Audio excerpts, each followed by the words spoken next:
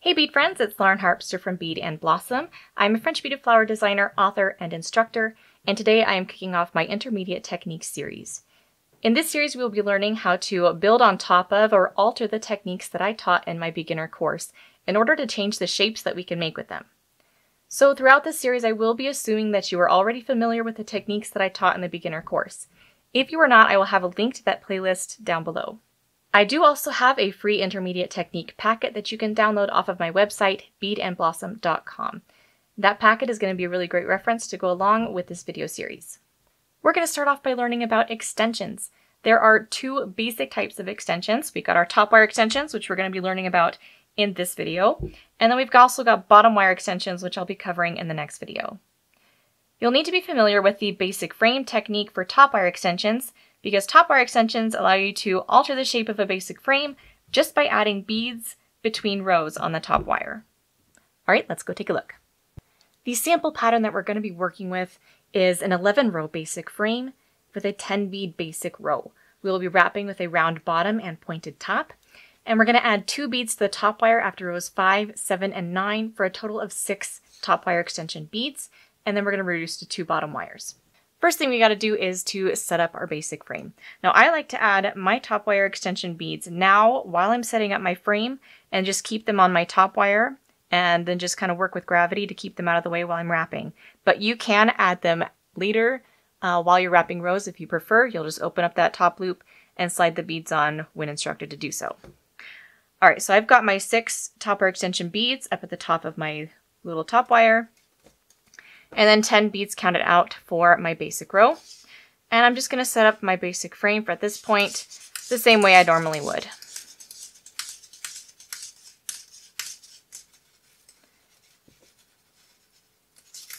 Okay.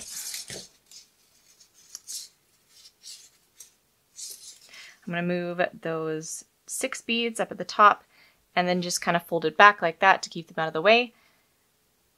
And now we are ready to wrap some rows.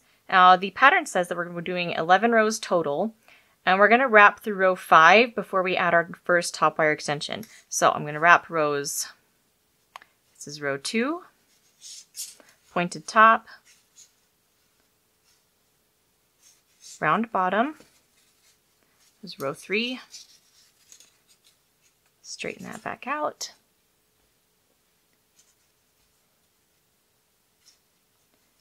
Row 4, and this is row 5. Okay. Now we can go ahead and start row 6 if we want to, but before we wrap it, we need to add those top wire extension beads in. So we can start row 6, take it up to that top wire, but before we wrap, we're going to take down 2 of these top wire extension beads and put them right above that last row of beads on the top wire. And then we're going to measure out our row right above those 2 beads. What I like to do is to make sure that I am pinching in this new row of beads so that they kind of fit around those top wire extension beads. If you don't fit them, then you get these little gaps that form between your rows. So I like to mold it around the extension. And then we're going to wrap at a 45-degree angle right above that top wire extension. And then on the other side of the row, I'm also going to pinch and mold that in so I avoid having any gaps.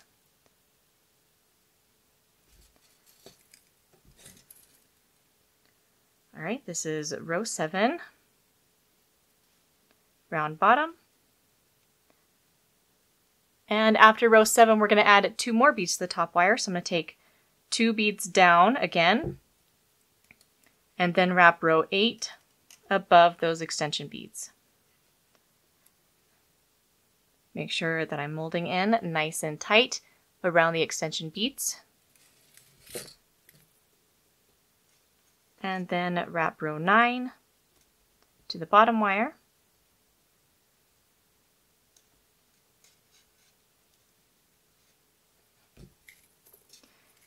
And our last 2 row of beads and our last 2 extension beads. So take down those last 2 beads again, then straighten that back out. I'm going to be very careful in how I mold this last row.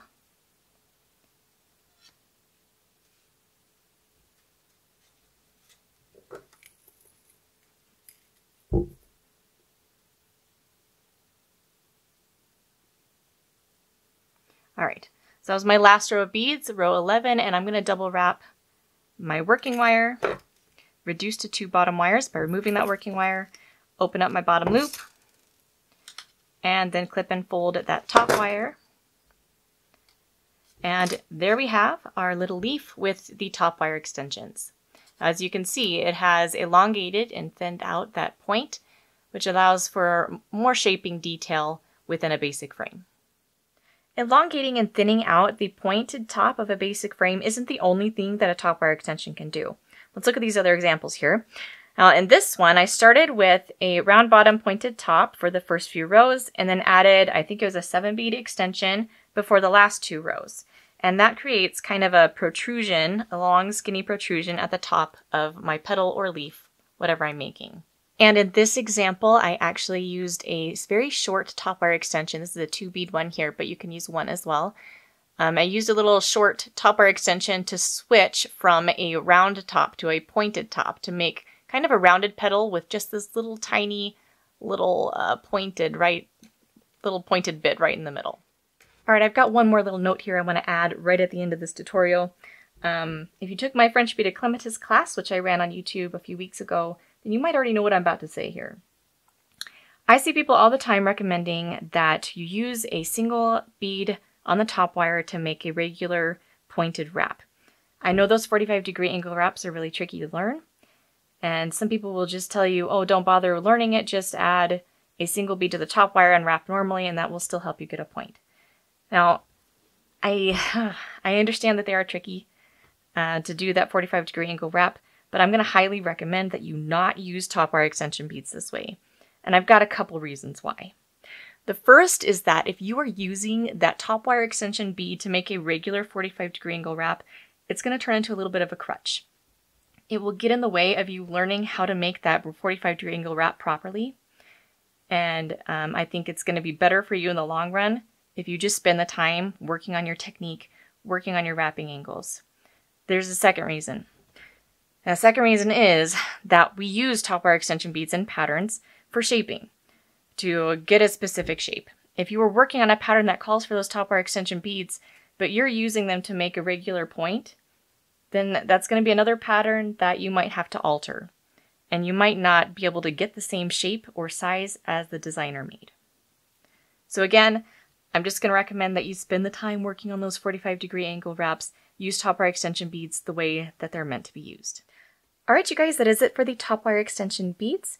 In my next video, I'm going to be covering the bottom wire extensions on a basic frame. Until next time, happy beading!